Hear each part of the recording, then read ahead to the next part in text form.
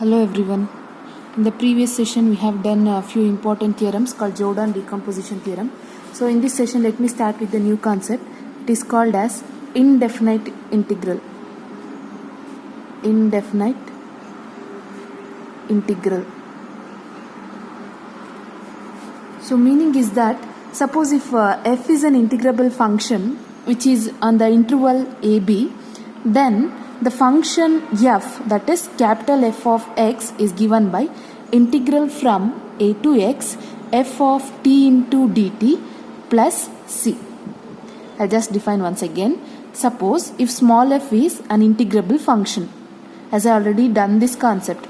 Fine. So if small f is an integrable function which is inside the interval ab, then we can define capital F of x in such a way that integral from a to x f of t into dt plus c, where c is a constant. So this is called as indefinite integral of a function f. Here c is a constant. So f is called as capital F is a integrable function. Capital F is called as indefinite integrable function or indefinite integral of a function f. Fine. Now we have certain theorems based on this. Here is a theorem which is based on indefinite integral. So if f is an integrable function on AB, then the indefinite integral of f is a continuous function of bounded variation on AB. So this theorem connects the relation between continuous function of bounded variation and an integrable function. So here we have to assume that f is an integrable function. Then we have to prove that this indefinite integral will be continuous function as well as bounded function. So here we need to prove two concepts. First thing is that we have to prove f is continuous function, and the second thing is that we have to prove f is bounded variation, that is function of bounded variation. Fine. Now coming to the proof, let me take an element x0 which is inside the closed interval AB. Fine. And moreover, x0 is any arbitrary element in AB. Either we can choose x0 or we can choose any element of our wish. Fine. Then we can write magnitude of capital F of x minus capital F of x0 as magnitude of f of x is none other than, just now I have explained the concept of indefinite integral, right? So what is the definition says?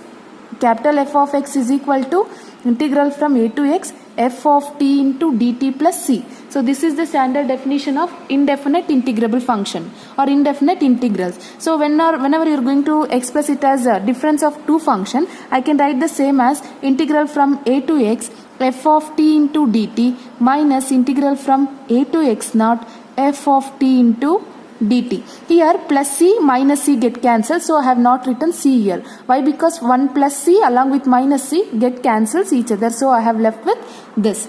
Now I can write the same as c here, f of x minus f of x naught is equal to, by the properties of integration, since lower limits are same, thereby I can combine these two integrals as x naught to x f of t into dt. Fine. So this is one of the property of integration. So we can combine whenever we have two bases. Lower limit for integral is same. So we can combine, since function inside the integral, that is integrand, is also same in both the terms. And moreover, lower limit is also same. So we can combine these two terms. So together we can write integral from x0 to x f of t into dt.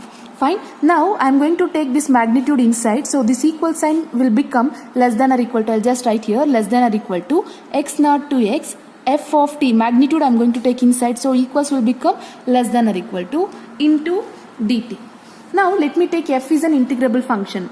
And what we are going to prove is, we have assumed that f is an integrable function. We are going to prove that f is continuous as well as f is function of bounded variation.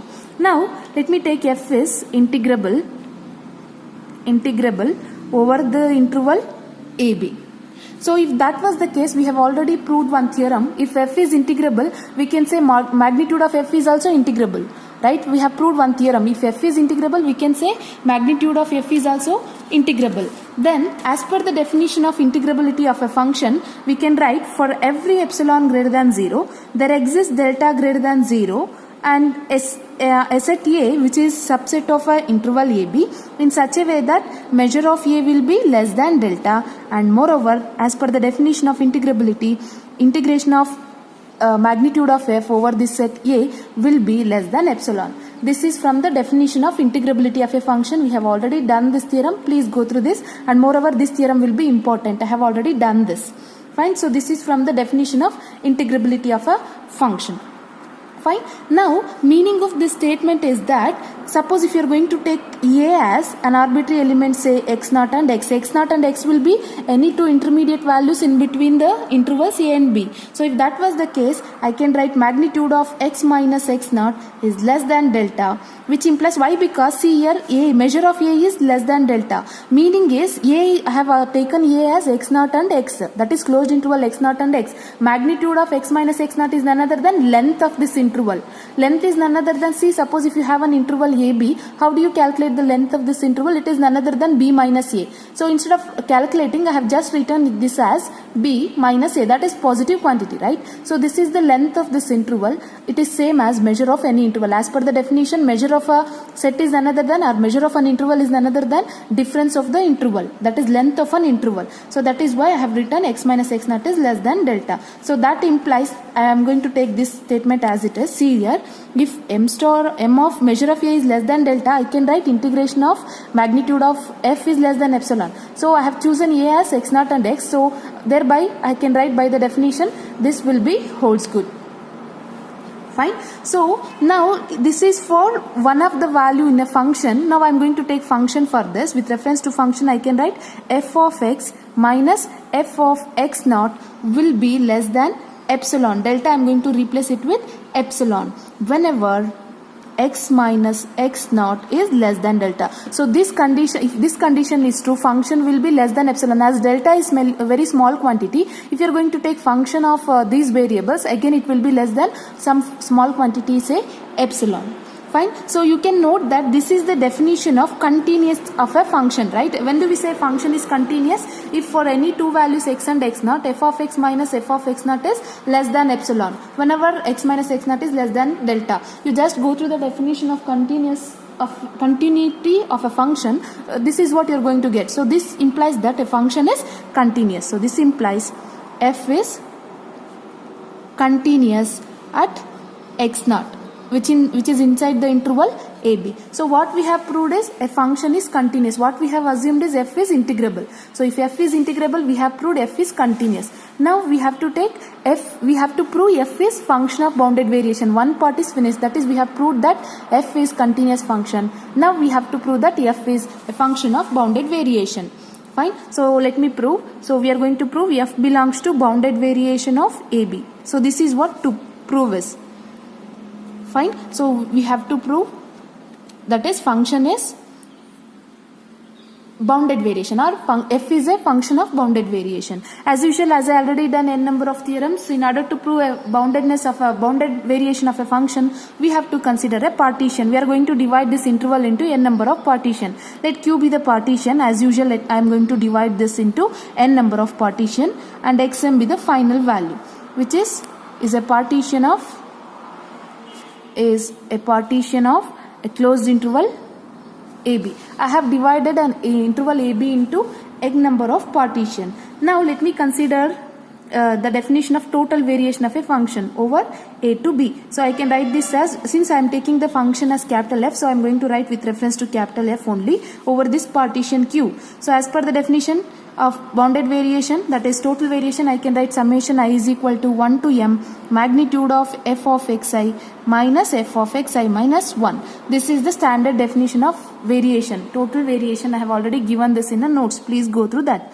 Now I can write the same as summation I is equal to 1 to m magnitude of, see I can write, since suppose if you have integration of small f, after integration you can write this as capital F. Suppose if you have differentiation of small f, you are going to write it as f dash, or capital F dash you are going to represent. So I can write the same function as integral from xi minus 1 to xi magnitude of f of t, or f of t into dt. We can write like this. Am I correct? Why? Because see here, if you integrate this, you will get capital F, right? If you integrate this, you will get capital F of t. Replace upper limit xi minus lower limit is x of I minus 1. This is what you are going to get. After integration of this function, you will get back this. So one and the same. I can write this same function as this. So it represents the same. Now I am going to take this magnitude sign inside. So as usual, equal sign will become less than or equal to. That is variation of A with reference to B of a function f with respect to a partition Q is less than or equal to summation I is equal to 1 to m. Just I am going to take magnitude inside. So magnitude of integral of xi minus 1 of xi, magnitude of integration I have. I am going to take magnitude inside. So magnitude of f of t into dt. Fine. Now further I can write the same as, see, summation is none other than for all the values. So I can write the same as, this is one of the intermediate value, xi minus 1 and xi are intermediate values of a interval AB. Therefore I can write the same as integral from A to B magnitude of f of t into dt. Or else I can put magnitude for this term, one and the same. And obviously this term is finite, right? Whenever you are going to integrate a function, since the limits are mentioned here, it is clearly from A to B. Obviously it is finite. Finite meaning is it is less than infinity. So this is the standard definition of boundedness of a function. Therefore it is finite. So I can write f belongs to bounded variation of a function within the interval AB. This implies f is function of bounded variation. So first thing we have proved that f is continuous, and second thing we have proved that f is function of bounded variation, and that is what we require to prove is f is continuous function of bounded variation. First is function is continuous and the next thing is function is bounded variation. Hope so it is clear. And moreover it is important, it is asked in one of the year, please do practice it. Here is the next theorem. It is also one of the important theorem, but when a statement is given, please make sure what is the nature of the function. So in this particular theorem, f is bounded and measurable function. See here the function f is bounded and measurable function. Further the same theorem statement will be there, but where we have f is integrable function. Don't get confusion. Theorems may look alike, but make sure the nature of a function will be different. So here the function f is bounded and measurable function defined on an interval AB. Then, if this function f satisfies this condition, we have to prove f dash of x is equal to f of x. Meaning is, if a function satisfying this condition, we need to prove that f dash of x is equal to small f of x, where small f is bounded and measurable function within the given interval AB. Now, coming to the proof, let me write the given data. What is the given condition? So, this condition is satisfying. That is, f of x is equal to integral from a to x, f of t into dt plus f of a. So, this is the given data. And moreover, small f is given. Small f is always a function which is defined from, as I already told you, it is from closed interval a b to r, and this will be a bounded and measurable function as it is in the statement. Bounded and measurable function. Fine, it is given in the statement itself. Am I clear? Now, we have to prove that if this was the case, we have to prove that f dash of x is equal to f of x. Now, from this statement, it is clear that if a function f is bounded and measurable, just now, at the beginning of this session, I have explained, if any function is bounded and measurable, we can say that f is integrable. F is integrable. Remember, every function f which is bounded and measurable will be integrable over the same interval AB. If f is bounded and measurable, we can say f is integrable over the same interval. So if f is bounded, measurable, integrable function, or if f is bounded, integrable, measurable function, we have a theorem that f is continuous. Just now I have proved previous theorem to this. If f is bounded and integrable measurable function, we can say f is continuous. F is continuous function of bounded variation by the previous theorem. Function of bounded variation, again which will be on the same interval, closed interval AB. So then we have to prove that f dash exists almost everywhere on the same interval. Now, since f is bounded, I am going to take the definition of boundedness. As per the definition of boundedness, if a function f is bounded, then there exists some certain value, let me take that as k, greater than 0, such that magnitude of that function, that is f of t, will be in between the value. So usually we are going to take it as m. So in this particular theorem, let me take this as k. this will be applicable for all the values of t which is inside the interval AB. So this is the definition of boundedness of a function. As the function is bounded, we can write this, and further fn of x differentiable, right? So see here the function is bounded, and moreover f dash is exists. If a function is bounded and continuous, f dash exists, we need to prove that f dash value will be equal to value of the function f of x. Just make sure that, see here small f is bounded and measurable function. So if function is bounded and measurable, obviously f is integrable. Now just now we have proved the theorem, if f is integrable, bounded, measurable function, then f will be continuous function. So if f is continuous, f dash exists. If that was the case, we have to prove f dash of x is equal to f of x. Now what I have assumed is, this is the definition of boundedness of a function. Now let me assume the differentiation, that is, since f dash exists, right? So we can apply property of differentiation. So let me write from the definition of differentiability of a function, we can write fn of x is equal to f of x plus h minus f of x divided by h. This is the definition of differentiability of a function, where h will be within 1 by n, with h is equal to 1 by n. This will be true for all n. Fine. Now let me take magnitude on both sides for this function. So when you take magnitude, you will get magnitude of fn of x will be equal to 1 by h. I am going to take outside magnitude of f of x plus h minus f of x. Just I have taken a magnitude. Now I am going to rewrite this function by using the concept of integration. See here 1 by h as it is. I can write the same as I have already done this concept in a previous theorem also. I have used this. So I can write this as x to x plus h f of t into dt. See, if you integrate this function, you will get capital F of t. So upper limit x plus h. So you will get capital F of x plus h minus lower limit is f of x. So if you integrate, you will get back this step. So I can write this step by using the integration, something like this. Now I am going to take magnitude inside. So as usual, equals will become less than or equal to 1 by h as it is. So integration x to x plus h. I am going to take magnitude inside. So you will get magnitude of f of t into dt. Fine. Further, it is less than or equal to, since f of t is bounded, right? So what I have taken, magnitude of f of t is less than or equal to k. So let me replace, so that you will get 1 by h into integral from x to x plus h. F of t is k. So capital K into dt. Or else I can write this as integral less than or equal to, k is a constant, I can write outside. So k by h integral from x to x plus h of dt. Fine.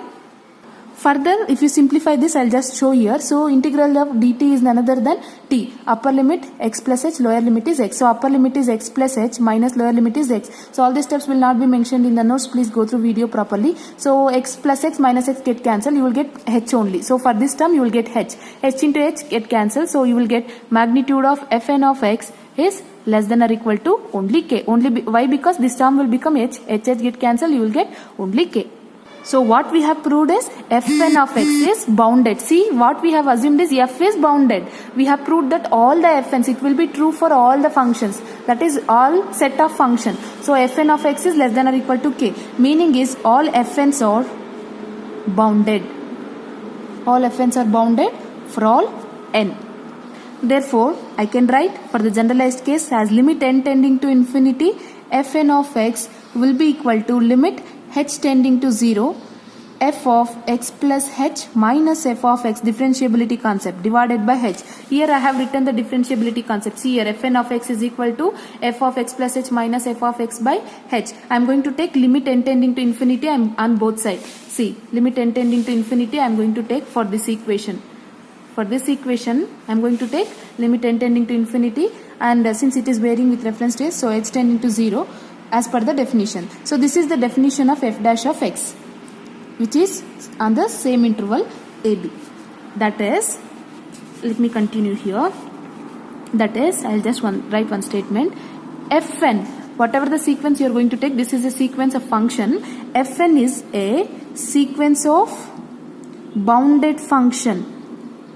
Bounded function. Why? Because it is bounded, right? Sequence of bounded function such that, what is the meaning? Fn of x converging to which value? See here, what is the definition of convergent of a sequence? See here, suppose if I have a sequence xn, limit xn tending to a, that is xn is converging to a.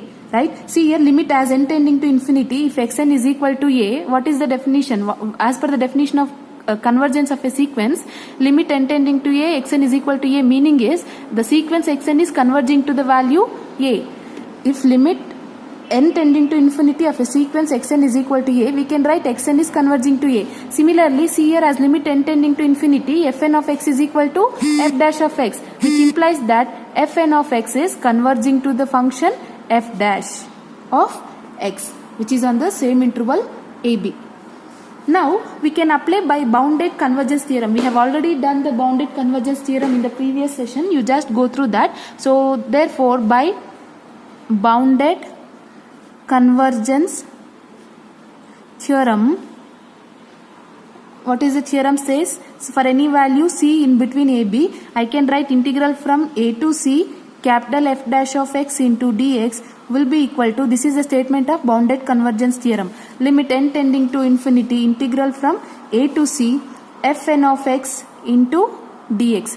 This is the definition of, statement of bounded convergence theorem. Now I am going to substitute fn of x. Whatever the fn of x I have defined, I am going to substitute the same here. So that I can write limit it is h, limit h tending to 0, 1 by h. See here, 1 by h I have taken outside. So again integral from a to c, what we have, f of x plus h minus f of x. Since h is constant, I have taken it outside of the integral sign. Fine, f of x into dx. This is what I have. Now let me split the integral. So I can write integral from a to c f dash of x into dx will be equal to limit h tending to 0, 1 by h I am going to multiply inside, integral from a to c f of x plus h into dx, split the integral sign, minus 1 by h inside, so 1 by h into integral from a to c f of x into dx. Fine. Now I'll just rewrite this statement as, see, limit h tending to 0, 1 by h as it is. Now I can write this term, this first term as, I can write f of x into dx. I'll just change the limit c to c plus h. If you substitute the limit, see here, if you substitute the limit, you will get f of c minus f of c plus h. Again, if you simplify, if you integrate this term and this term, both are equivalent. So I can write this term as this. Similarly, I can write the second term as minus 1 by h integral from a to a plus h f of x into dx. I have rewritten this integrand term in order to obtain the required proof. Fine. Further, it is given that f is continuous, right? So as per the definition of continuous, I can write, since I will just write one statement, since f is continuous. So for a continuous function, I can write limit h tending to 0, 1 by h integral from c to c plus h f of x into dx can be written as, since if f is continuous, then this property holds good. I can write limit h tending to 0, 1 by h into capital or integral from c to c plus h f of x into dx. Fine. Now this will be equal to limit h tending to 0. This whole integral can be written as, let me represent it with capital F of c plus theta into h, where theta will be in between 0 and 1. So let me represent this whole function as f of c. It is just a representation. Meaning is that whenever I have limit h tending to 0, 1 by h, limit h tending to 0, 1 by h integral from a to a plus h f of x into dx, I can write this as f of a. See here, limit h tending to 0, 1 by h c to c plus h into f of x into dx. We can write the same as f of c. This is one of the property. Similarly, whenever I have a to a plus h, I can write f of, in place of x, it will be equal to f of a. It is just one of the representation. Clear? So now I am going to replace, see, in this f dash of x equation, I will just write here a to c f dash of x into dx. So I am going to replace here c to c plus h, f of x into dx can be written as f of c. So this term will be equal to f of c. Again, this term will be equal to f of a. So I'll just replace, so that this equation becomes integral from a to c f dash of x into dx.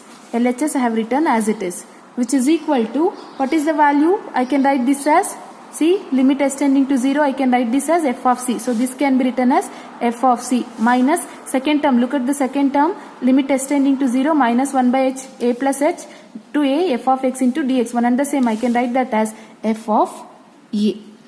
Further, I can represent the same in terms of integral, right? I can write integral from a to c f of x into dx. So if you integrate this and substitute the limit, you will get back this. One and the same. When you integrate small f, you will get capital F. Upper limit is c minus lower limit is a. I can write like this. So integral from a to c f dash of x into dx will be equal to integral from a to c f of x into dx. Since limits of the integral is same, I'll just shift this term so that I can write f dash of x into dx minus integral from a to c f of x into dx. Now I'll just combine these two terms, thereby I can write integral from a to c f dash of x minus f of x into dx is equal to 0. Since I have shifted this, nothing will be there, so it is equal to 0. So whenever you have something like x into dx or else some function f of x into dx is equal to 0, I can write f of x is equal to 0, right? Similarly, I can write f dash of x minus f of x will be equal to 0. This implies that f dash of x is equal to f of x on the same interval AB. It is equivalent of saying f dash is equal to f on AB. So this is what we require to prove this. So here is the statement here. So we need to, if this was the condition, we need to prove f dash is equal to f. So I have assumed this statement and I have simplified by using the concept. So here is the second page. I have used the concept of sequence of bounded function, and with a small representation I have arrived that f dash of x is equal to f. That is f dash is equal to f. Hence the proof. Hope so it is clear. Both the theorems will be important. Further, a few more important theorems will be continued in the next session. Thank you.